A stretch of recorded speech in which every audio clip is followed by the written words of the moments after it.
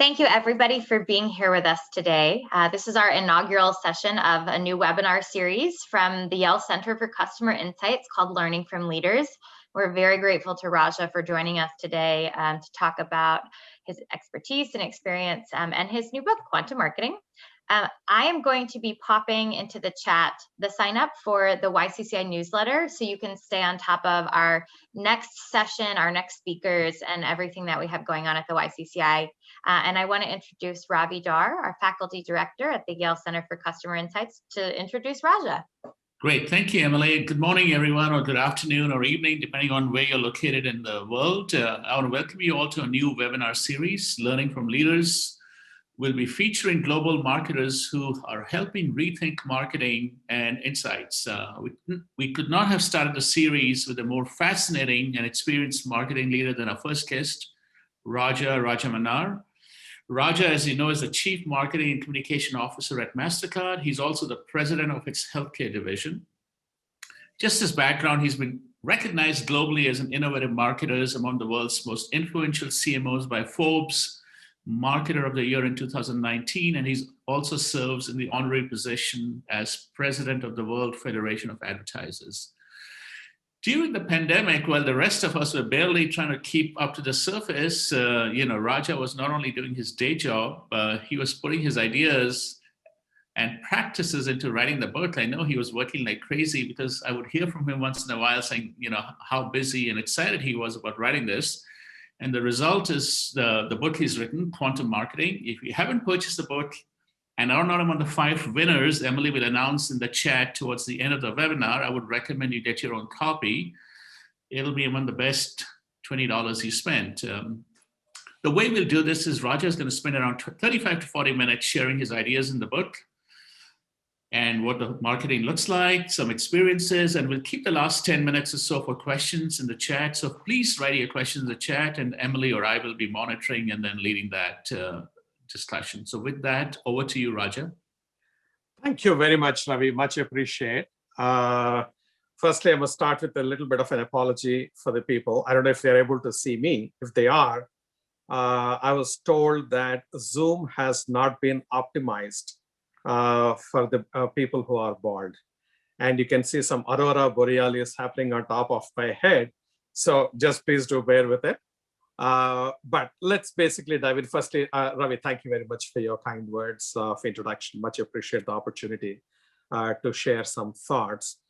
Writing this book has been a labor of love for me and a passion project. And I sort of put all my thinking, all my knowledge that I have gained over the 36 years of my experience and distilled it and saw what is coming ahead and what we are actually experimenting with right now.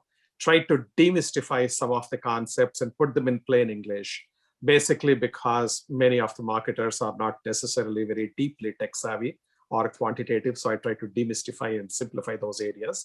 And the result is this book, which got published a couple of weeks back.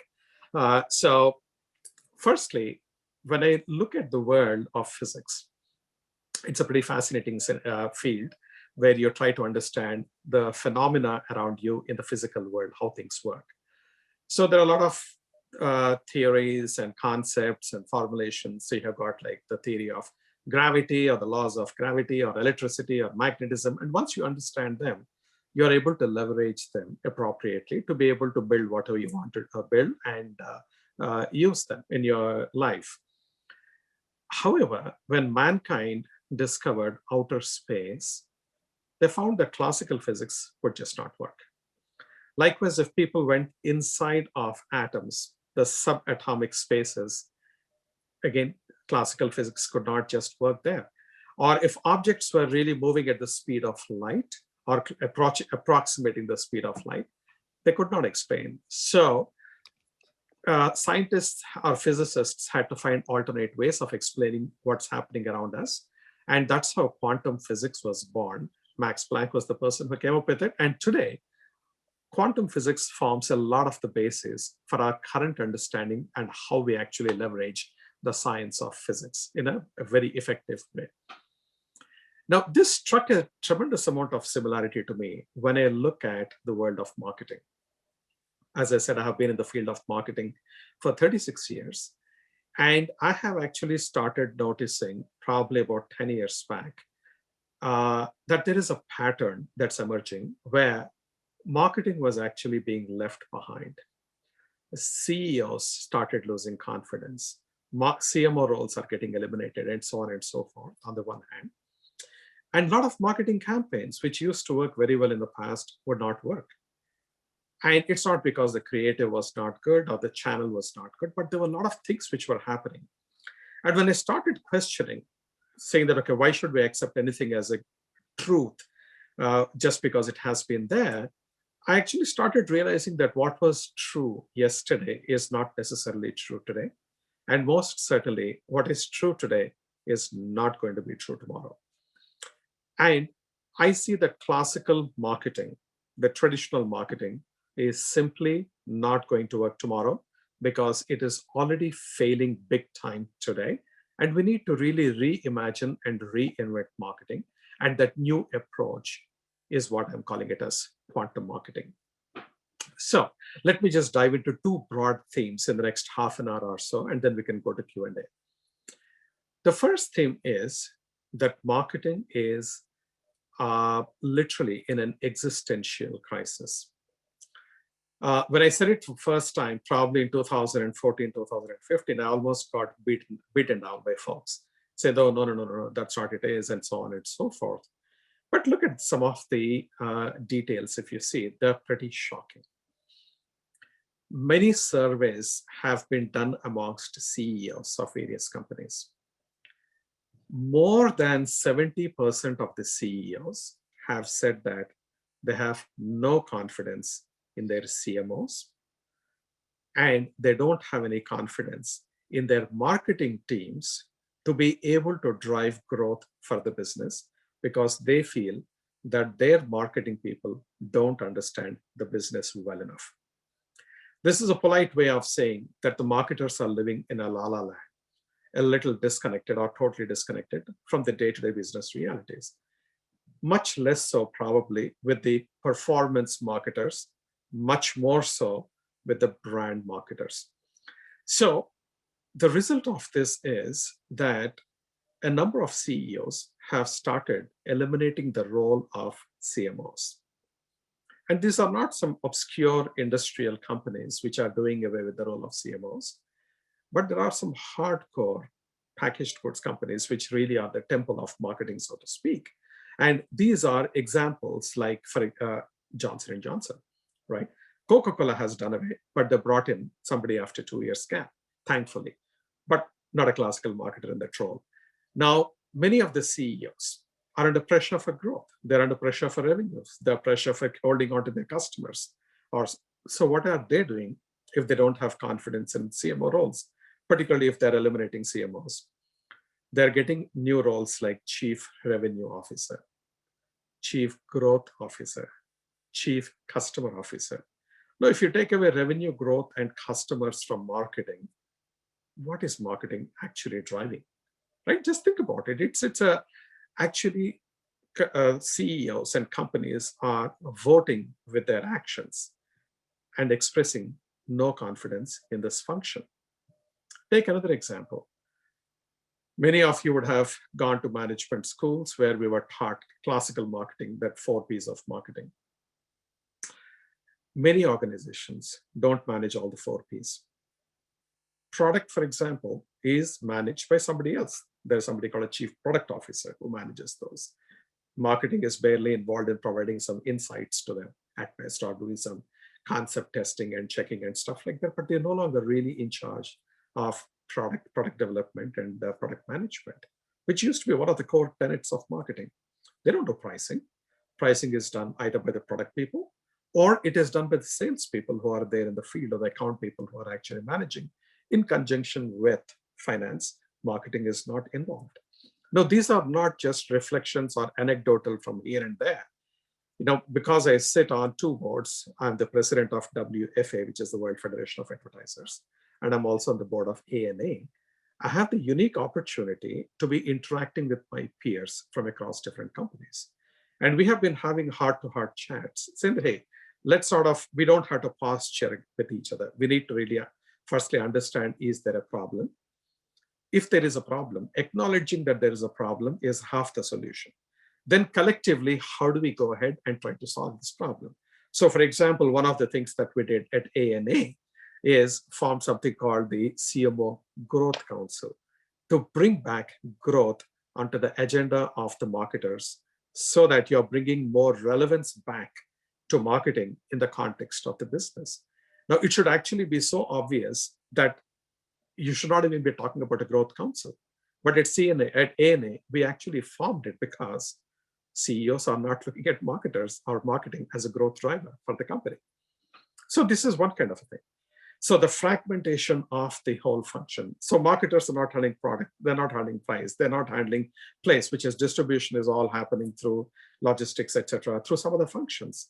They're barely holding on to promotions. So they do advertising, they do some event management, and then they are probably doing some promotions, and those are probably thematic promotions are done by them, whereas schematic promotions are typically done by the salespeople. So to just sum it up, low confidence expressed by CEOs and CFOs too about marketing as a function. Role of CMO is getting eliminated. New roles are cropping up pretty rapidly: chief revenue officer, chief growth officer, chief customer officer, and so on. And marketing is being fragmented and being distributed to other parts of the company. And those functions are done by those individuals, and marketing is just a bystander on those areas. And given all this, I think it is not hyperbole or an exaggeration to say that we have some serious issue. There is an existential threat for marketing. And that's something which we need to really handle and take care of as we are getting into the next phase of marketing. Now, I'll switch the waves a little bit, or the topic a little bit, and go to another area. And then I'll connect the dots between both the themes. So theme number 2 is I'm saying that marketing is today at the verge of an absolute unprecedented level of disruption. It's already being disrupted, but the level of disruption that we are at the threshold of is completely unprecedented and enormous in magnitude. If I look at the journey of marketing, I say that we have gone through 4 paradigms of marketing till now. The first paradigm is, number 1, marketing has been there forever, since antiquity, and always the focus was on product. So you talk about, I have the best product, so create the best product, package it well, price it appropriately, make it available everywhere. Consumers are, after all, logical, rational thinking human beings, so they will come and buy your product. Why not? So that paradigm existed for a long time, and this is what I call is the product paradigm or product marketing paradigm. And the presumption are people are logical and rational in their thinking and then actions. Then marketers discovered the power of something called human psychology, of sociology, of anthropology. And they figured out, saying that, look, actually, people are not rational in their decision making. They don't act logically and rationally. They are actually emotional beings. And if they are emotional, why are we focusing on these rational elements so far? Why don't we move the goalpost and start actually addressing the emotions of marketers? It's not like a knife cut switch over from product to marketing, to emotional, but there has been a transition.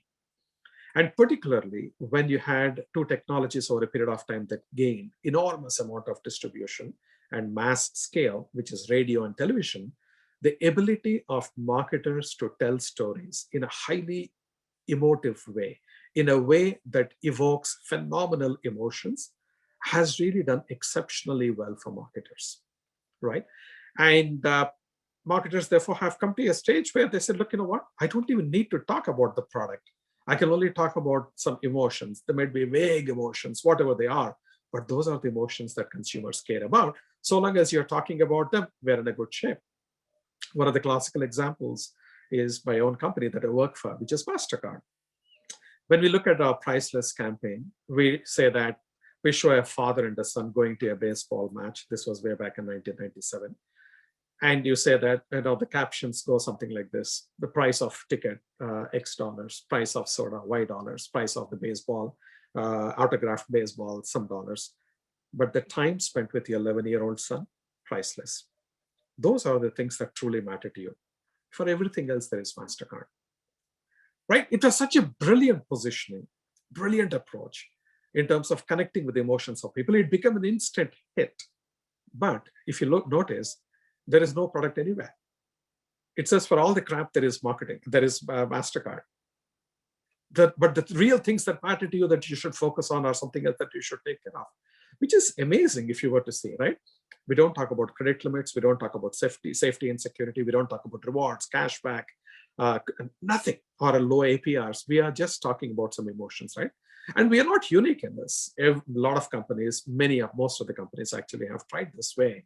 You got opening a bottle of happiness, Coke, right? And there's no fizz, there is no quantity, there is no taste, there is no refreshing. It's all completely different, right? And that had really persisted for a number of, and I would say that's probably the pinnacle of marketing's existence. This is paradigm 2. 1990s, two big things happened. Number one was that marketers discovered the power of data. Data till then used to be predominantly in the purview of the scientists, the economists, the geeks, and the nerds. And suddenly now you have got marketers discovering the power of data. And data analytics really started giving a significant impact in a positive way to marketing, which is phenomenal. You could do precise targeting. You could actually measure your ROI. You can do things like optimization, etc. And then along with that was the birth of internet, which changed the way how you could reach consumers, how you could connect with consumers, how you could observe consumers and what they were doing, so that you're able to refine the definition of your target audience and be more precise in how you approach. So between internet and data analytics, they ushered in the third paradigm of marketing: data-driven marketing, digital marketing, internet marketing, call it whatever. And that was also the beginning of marketers slowly starting to lose the ground. Because till then, marketers were predominantly right-brained, right? They're very creative, they're innovative, they're out-of-the-box thinkers, they have got the judgment, they got the intuition. All those were there, but data is a little alien to them. It's left brain. Technology is alien to them. That's left brain. So they either sort of got a little complacent, saying that, okay, fine, I can delegate it to somebody else. Or worse, they abdicated the power of data and the technology to a new breed of people who are not from marketing, but they were from the technology companies, who were actually defining the agenda of how digital marketing would be done. If you look at most of the technology startups that you have got, MarTech startups or AdTech startups, they are not done by marketers. They are being done by people outside of marketing. And they tell you, oh, this is how this one has to be. This is how this one has to be. Marketers were no longer in the driving seat. Because it's not a zone of comfort for them. Then comes 2007. And 2007 was the birth of two giant phenomena. So one was the scaling of Facebook, which is a social media explosion. Social media changed the face of marketing quite a lot.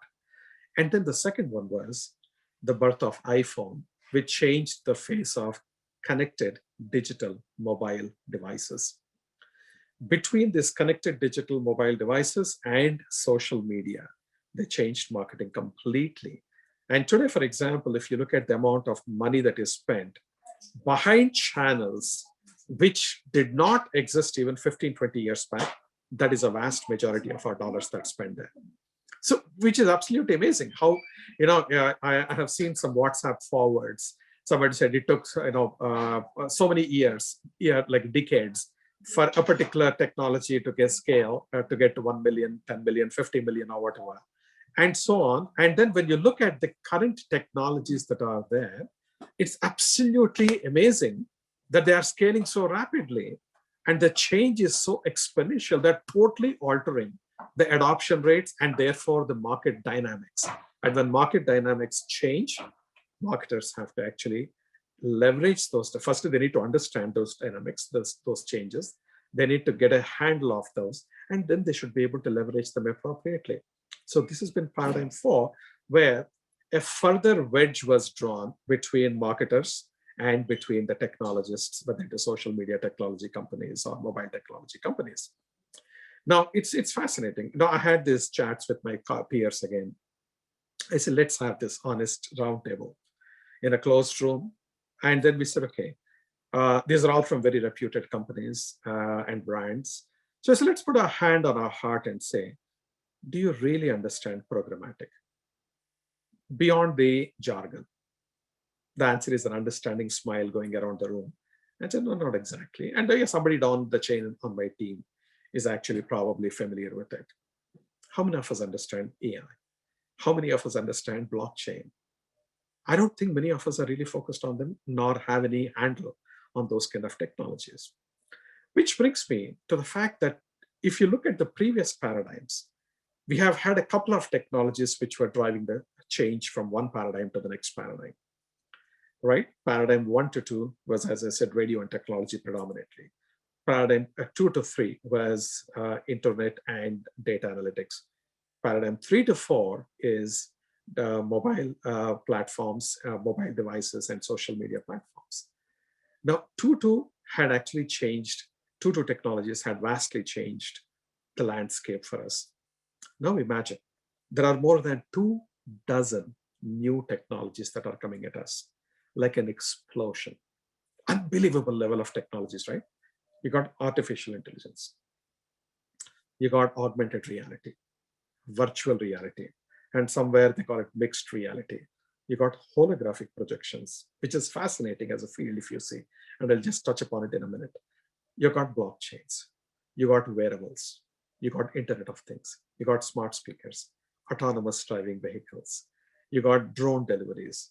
Now, 24 technologies coming at us like a tsunami. Each one of them can dramatically impact how consumers behave. The changes in their lifestyles are absolutely stunning, and they have a direct impact to marketing. I'll give you 2 examples of how. If you look at smart speakers, talking of the speed of adoption, smart speakers are being adopted pretty rapidly, whether it is Amazon, Alexa, or it is Google Home, whichever they are. Now, it's said that more than 40-45% of all the households in countries like USA, UK, Germany, Japan, they already have smart speakers at their home, number 1. Number 2, on an average, about 3/4 of people say they interact with their smart speaker at least once a day. 70% of those people who have a smart speaker, they say they made at least one purchase on a smart speaker in the last 12 months. Now, that doesn't seem a whole lot, but the problem is once you try it once, it is addictive.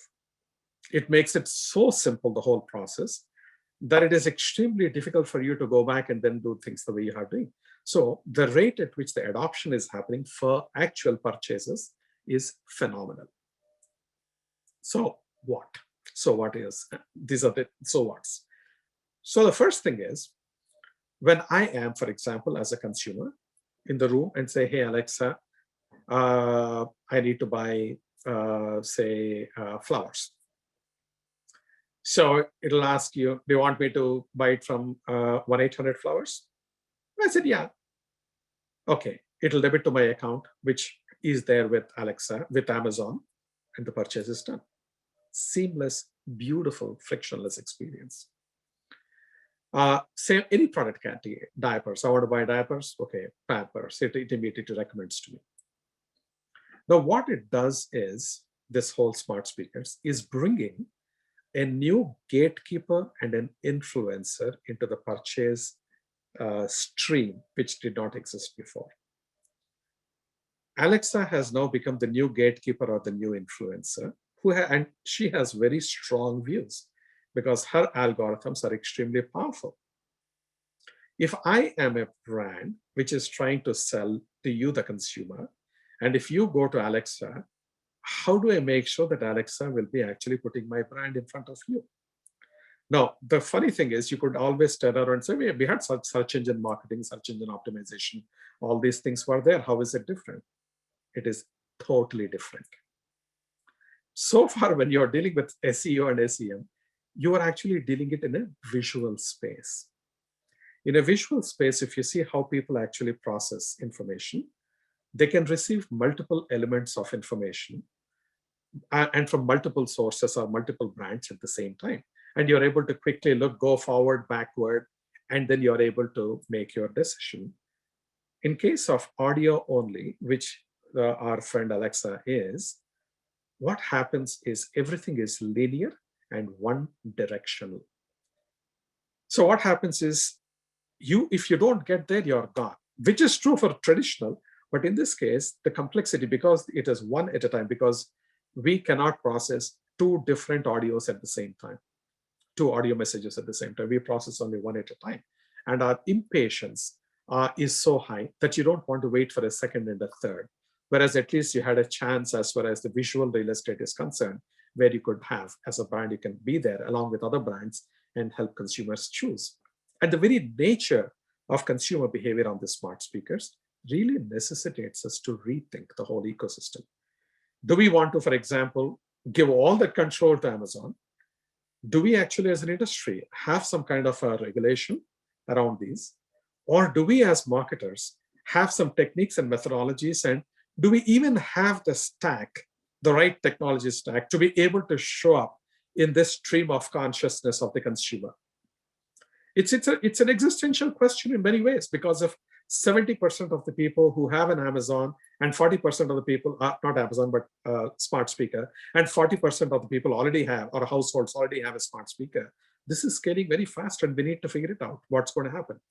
Take another situation, Internet of Things.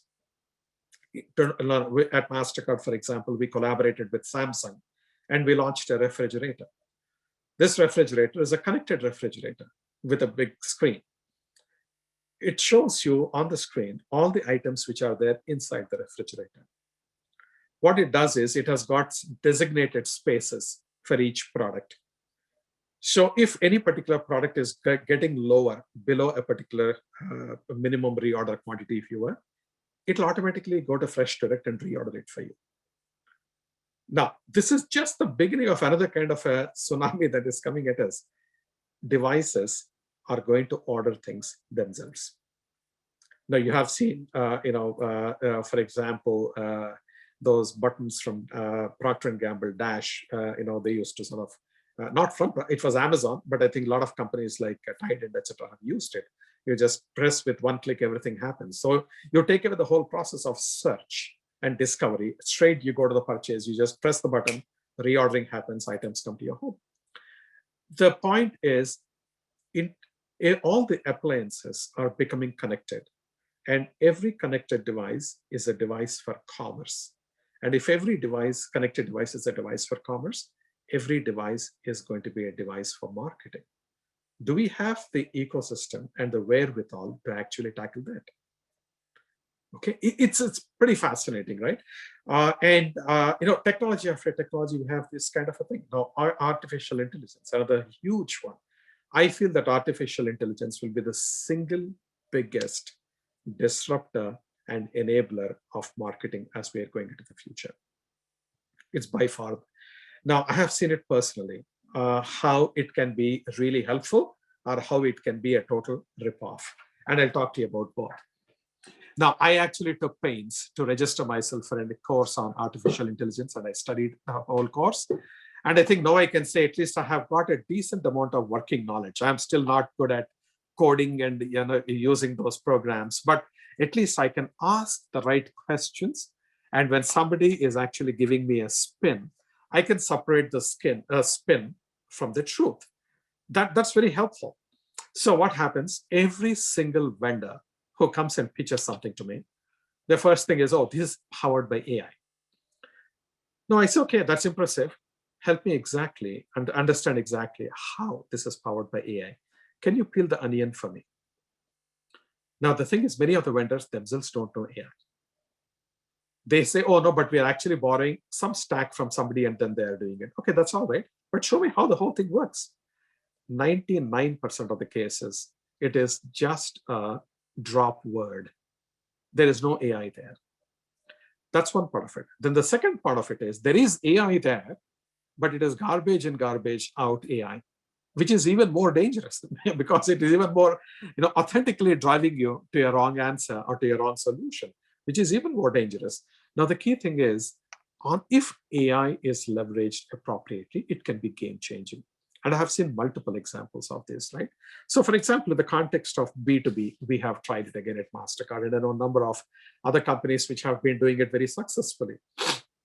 Like when you look at responding to RFPs, right? So as a company, we get a lot of RFPs from the banks, and we have to submit our responses to those RFPs.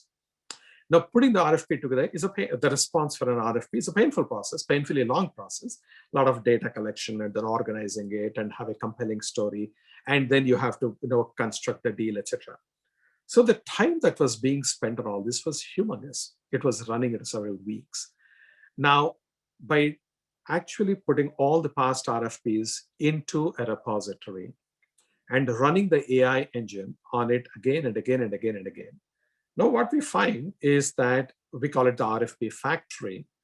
This actually churns out wonderful responses. We call it draft zero in a matter of few hours from what used to be a few weeks. Just imagine the level of productivity. And also the quality of the output is fantastic. There is consistency. All the key points that you want to talk about are all there in the right sequence, the right layouts. Everything is absolutely brilliantly done. This is in a B2B context, right? And then the salesperson, the finance person, then they can just go and start playing with the various dials and work on the content of the actual deal terms, as opposed to really going and working on putting the presentations together and preparing the sales story or call it whatever, the pitch. Humongous impact. Likewise, when I look at on advertisements, a lot of people, they say, oh no, it's not going to happen in our lifetimes because it's very far away. I tend to disagree. I have seen demonstrations of AI where I have seen AI compose music. Very impressive. In fact, one of the AI engines has now got a deal with a record label for 20 albums. Right? On the one hand, that's amazing. And I have seen AI do paintings along the style of many, many masters. It started first with a demonstration. I have seen it Cannes Lions with Rembrandt. What an amazing piece of work it was. You cannot make out this is real Rembrandt or this is something created by AI on a completely new subject which Rembrandt never did. That's astounding. Or you're looking at AI writing articles in the styles of particular journalists. It makes so much sense and it's so damn good. And we have started doing banner ads using AI, and it does a pretty good job in a matter of few minutes. So the point is, AI is going to impact every part of the ecosystem. And I know I also keep saying that a lot of things that we take for granted today, that they work today, are actually going to fall apart. They are falling apart. I'll give you just one example, and then we can go into Q&A. So for example, we spend hundreds of billions of dollars as an industry behind loyalty programs. Now, I have seen an interesting article on bbc.com, which led me to doing a lot of research in the space, is that survey that was done, an article which was published in bbc.com said that amongst people who are in a relationship, either a marriage or a committed relationship or a living relationship, meaning there is some commitment there, more than 70% of the people said that they have cheated on their partners. That got me very interested to see, wow, I would have guessed, if I didn't see, maybe I would have said 30% because the divorce rates are 50%, and not every divorce is because of cheating. So I my mental math would have been something like, 30-40% maybe at most. Here it is 70%. And the problem is that the fascinating thing for me is not to pass a value judgment, but if you look at as a marketer, look at this. If people, after having made an explicit or an implicit commitment, and they also know that there are consequences of breaking that, loyalty, which is There could be reputational damage. There could be financial consequence. There could be emotional consequence for the people they care about. In spite of it, they are not loyal. So as brands, why would we believe that consumers will be loyal to us? So I think we need to really reinvent the entire paradigm of loyalty, the theory and approach to loyalty. And that's what also I try to outline and give a model as to how the future framework has to be for loyalty programs and so on. So let me take a pause and then let's turn around to ask a few questions. I'll answer as best as I can. I believe we got about 20 minutes or so. So Ravi, can we move to Q&A? Thank you, Raja. Thank you. That was wonderful. Let me start. I see a funny question from Stan. I don't know if you're monitoring the chat. Raja, Stan has a question. But let me start with a very general question, which is, you have a lot of students also in the audience. So what advice would you give to the people who are just graduating from business school right now or have graduated in the last couple of years? And related question for our more senior listeners, how do they stay current if they went to school 15 or 20 years ago?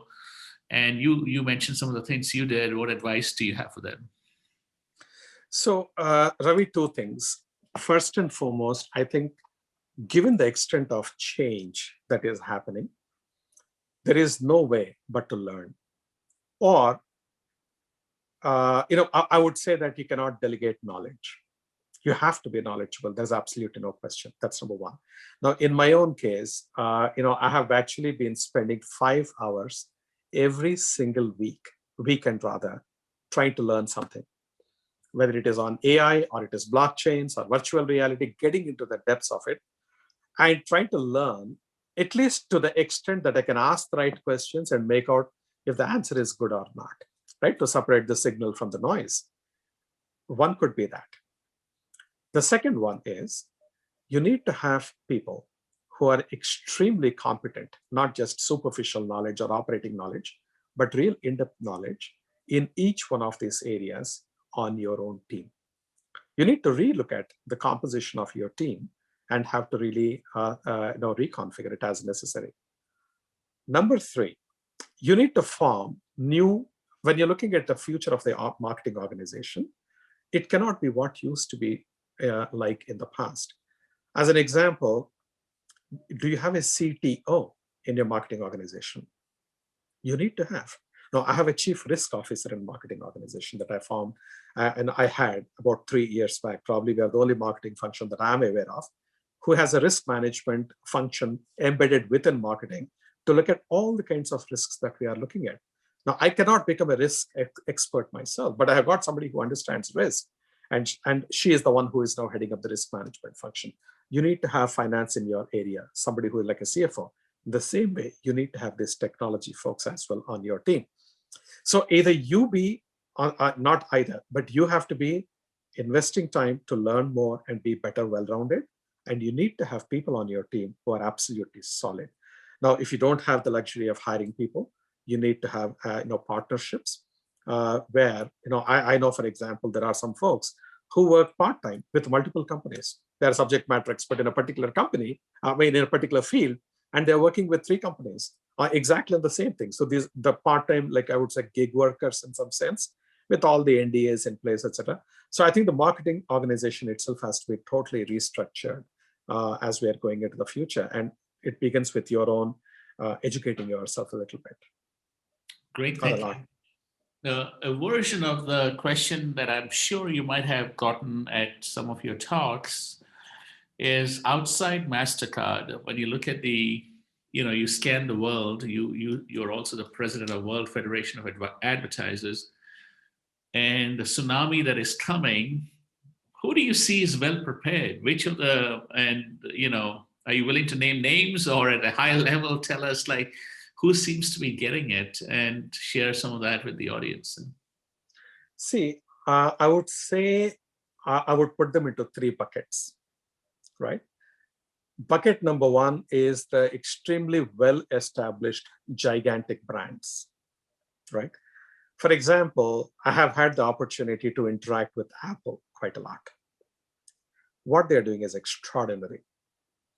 right? Like, for example, and I remember having this conversation with Stan at one point in time while I was writing the book, and Stan has been very kind to give me his examples as well, which I included in the book.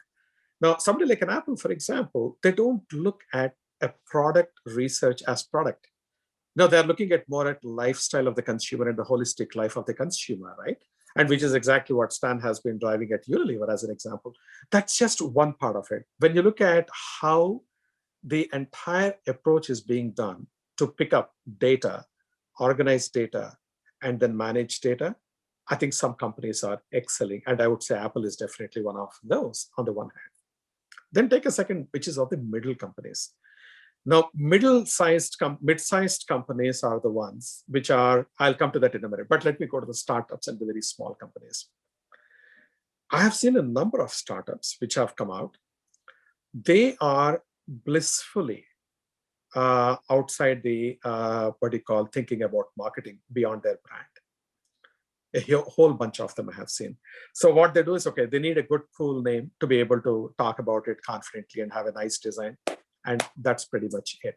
But thereafter, there is hardly any marketing that they do. There is product development focus, and then there is very few companies have actually, in the startup world that I have seen, have been really getting their act together brilliantly. And these are more probably direct-to-consumer companies, and B2B startups are actually not leveraging it at all. The funny thing is, when technology is so advanced and it is so provided as a service today, where you can pay as you go and you don't have to invest in huge infrastructure, even a small company can effectively deploy exactly the same technology which a gigantic large company is actually able to deploy.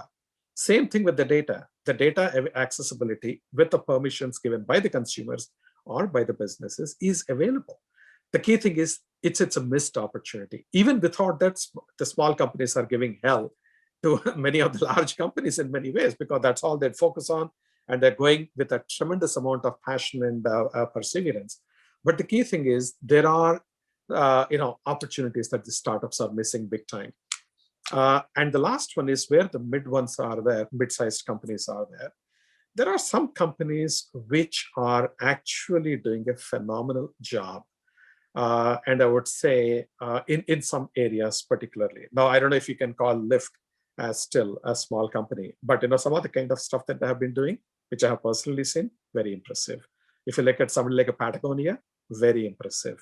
Again, Patagonia, I would not categorize it as a giant company. I'm putting this as a kind of a mid-range company. There are some companies which are getting it right and they're moving in the right direction. Are they not making any mistakes and blunders? No, everyone makes mistakes and blunders. But I would say that large companies are deploying marketing a lot more. Small companies are hardly, and mid-sized companies is a mixed bag. Great, thank you. One question from Shivani. Since you mentioned there will be so many internet-connected devices and the whole process of purchase might be seamless, the question is, do you see consumer insights being relevant in the future, less relevant, more relevant? How do you see that process? I think it will be vital. If you don't understand, I would say people insights as opposed to consumer insights. So at the end of the day, the way I define a consumer is a human being in the context of consumption is a consumer. Okay, and whether it is B2B or B2C, it is a human being sitting out there.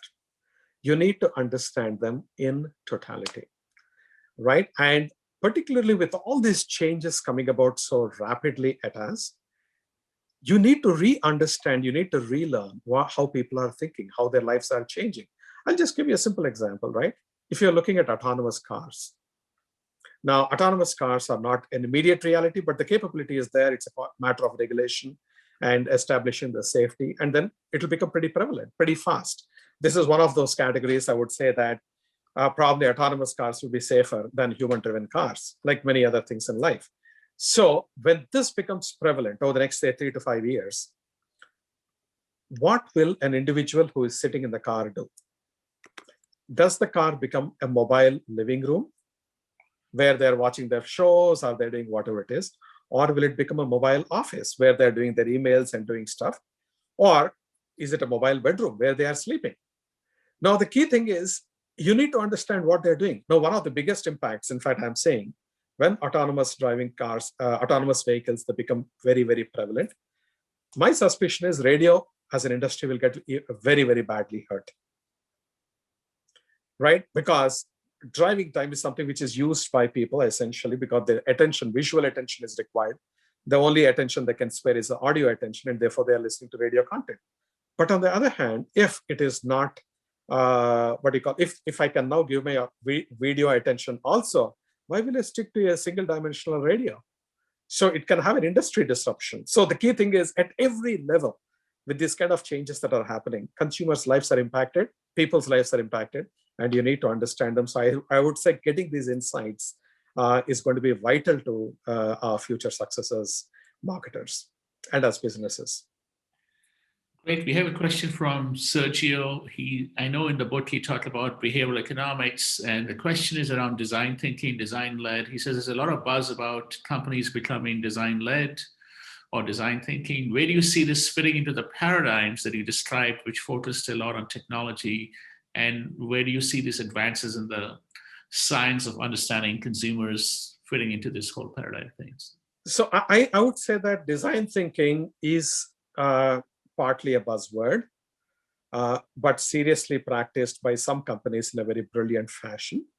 And also design thinking not to be mixed up with design aesthetics, right? Many people say, okay, Apple is actually creating these beautiful designs and therefore they are very good at design thinking. Now, just like people confuse between Bitcoin and blockchain, there is a lot of difference between these two as well, right? Design thinking and design aesthetics. The point is, you need to appeal to consumers or people in general at their intuition level. You call it system one thinking or primal brain, call it whatever you want to. And that doesn't get conveyed to them through the traditional ways of writing text or stuff like that. Particularly given the choice that is actually exponentially multiplying and the clutter that is going so dramatically, marketers have to find ways of cutting through that clutter and standing out. Not just standing out, but standing out in a way that will impress the person to make a brand choice in your favor. And I think that entire thing requires a comprehensive design thinking approach. At every stage, how is the consumer's perception being affected? Or what is happening in your neighborhood, i.e. in your competitive space? How do you stand out? How do you stand also at the same time for something which is truly representative of your brand? How do you have the relevance to the consumer when the consumer is actually thinking of your brand? And how do you change that relevance, the type of relevance when you are just getting aware of it versus when you're actually making a purchase, like Procter & Gamble calls the moments of truth. At different levels, at different stages of the moments of truth, you have got a different kind of a relevance and a different level of impetus that you're creating. And this is not going to happen randomly. You need a tremendous amount of design thinking that will really help you. And design aesthetics is an important element of it.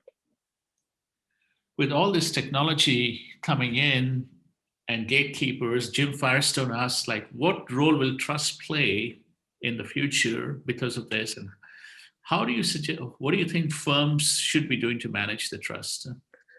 So from a trust perspective, in fact, I have mentioned that this is going to be one of the significant differentiators for people.